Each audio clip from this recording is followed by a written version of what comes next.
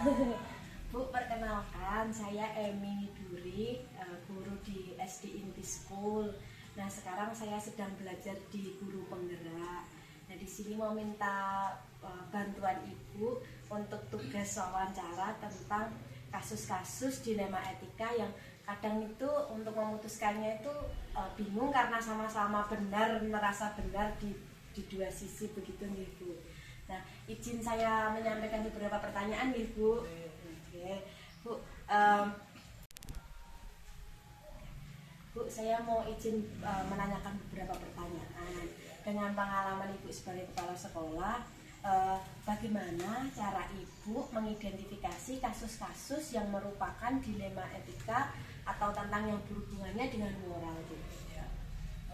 Yang pertama memang kebanyakan di situ banyak kasus walaupun hanya kasus-kasus ringan. Kalau kasus berat terutama untuk SD saya itu belum pernah ada. Namun kasus-kasus ringan itu yang memang perlu harus saya identifikasi itu banyak. Misalnya yang kebanyakan di SD itu yang pertama kasus bullying antara anak dengan anak. Kemudian yang kedua mungkin juga kasus tentang ini antara anak dan wali kelasnya yang mungkin miskomunikasi. Adapun juga kasus antara orang tua wali dengan guru atau bahkan dengan siswa yang lain yang kemungkinan mungkin terjadi miskonsepsi antara laporan anaknya sendiri ke rumah dengan kejadian di sekolah itu berbeda. Atau bahkan ada juga kasus tentang antara miskomunikasi antara guru dengan guru seperti itu. Oke Bu, baik. Lalu bagaimana Ibu menjalankan atau mengambil keputusan di sekolah Ibu, terutama kasus-kasus di mana ada dua kepentingan yang sama-sama benar dan sama-sama mengandung nilai kebajikan, cuma harus Ibu putuskan. Jadi bagaimana Ibu cara menjalankan pengambilan keputusan tersebut, Bu? Ya, misalnya untuk dua keputusan yang memang sama-sama baik, kita tetap harus memiliki prioritas, Mbak. Kita prioritaskan mana yang terbaik terlebih dahulu. Jadi terus tidak langsung gimana ya ambil keputusan secara beda, tidak. Tetap kita harus mempunyai namanya juknis atau aturan yang sudah ada dari misalnya dari dinas itu seperti apa. Kemudian aturan tersebut kita sampaikan kepada mereka yang memiliki dilema etik, sehingga kita bisa benar-benar mengambil keputusan secara tepat. Dan tidak lupa tentunya tetap kita musyawarahkan secara transparan, secara terbuka kepada pihak-pihak yang berkepentingan seperti itu. Jadi ada prioritas dan juga ada musyawarah gitu nih Bu. Ya. Ibu untuk selanjutnya dari tadi prioritas kemudian langkah-langkah tersebut, nah langkah-langkahnya atau prosedur seperti apa yang biasa Ibu lakukan selama ini? Yang pertama yang mana dulu nih Bu? Ya, kalau saya tetap memang itu keputusan itu harus ada SOP-nya ya Mbak, harus ada prosedurnya. Pertama memang kita mesti harus memiliki pegangan yang kuat, artinya aturan ataupun juknis dari dinas terutama atau mungkin malah dari pusat seperti itu harus kita gunakan sebagai pegangan agar kita tidak keluar dari rambu-rambu yang ada. Kemudian setelah itu kita juga harus memusyawarahkan kepada guru-guru, kepada kalau orang tua ya dengan orang tua atau seperti apa. Kemudian kita cari solusinya dengan menanyakan dari pihak yang pertama maupun pihak yang kedua agar mereka semua itu jelas seperti itu.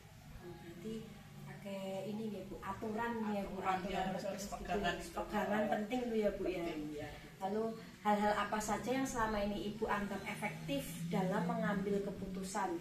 Hal yang dianggap efektif ketika mau ngambil itu yang mana Ibu? Kalau yang efektif memang benar-benar harus dimusyawarahkan, kita harus ketemu, kita ambil mufakat bersama, itu yang paling efektif dan tidak di luar jalur dari aturan yang sudah ada.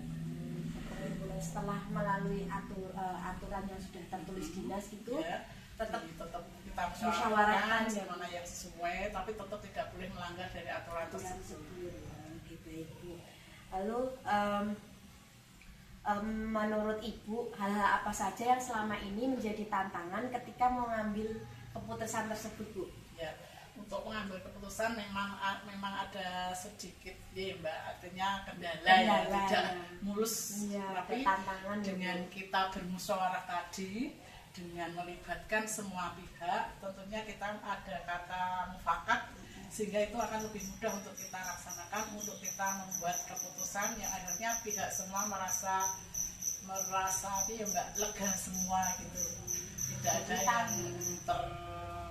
terkesampingkan seperti itu. Jadi tantangannya adalah menganggap semua orang itu penting dan tidak merasa terkesampingkan. Itu tantangannya ya Bu ya.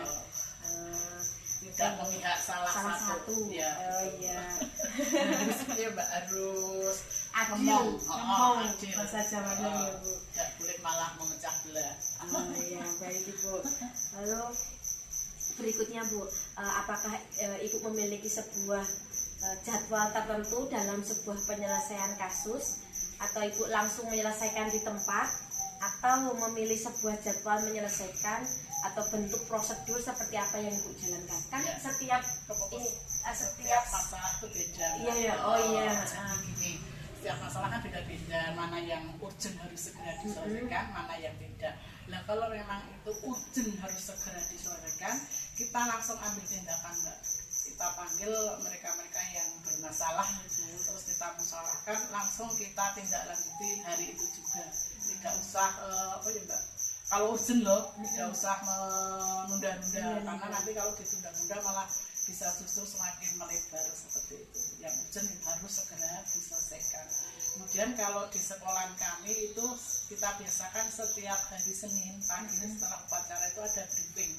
Itu salah satunya juga untuk mengatasi nanti kalau ada masalah-masalah, boleh setiap guru menyampaikan apa masalahnya, kita sampaikan. Nanti kalau masalah tersebut tidak begitu urgent, bisa kita jadwalkan. Nanti di antaranya ada jadwal itu yang Mbak Siska juga tahu, itu jadwal ada kombel Mbak. Tapi sebelum kombel, sekolah kami mesti kita sisipkan ada masalah apa, silahkan disampaikan seperti itu. Oh, jadi penyelesaian dalam waktunya itu sesuai dengan permasalahan tersebut gitu ya Bu. Baik itu masalah guru, masalah orang tua, masalah siswa, semua. Semuanya. Ya Bu, Pasti selalu kita beri tindak lanjutnya. Adakah seseorang atau faktor apa selama ini yang termudah atau membantu Ibu dalam mengambil keputusan? Ya, kalau kita untuk mengambil keputusan biasanya banyak Mbak masalah di SD itu.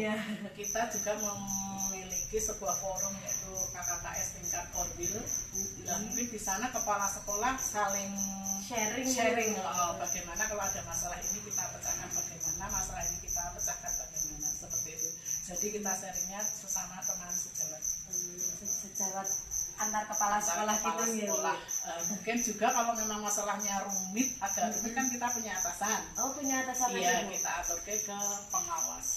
Kepala sekolah gitu. Iya, pengawas kepala sekolah.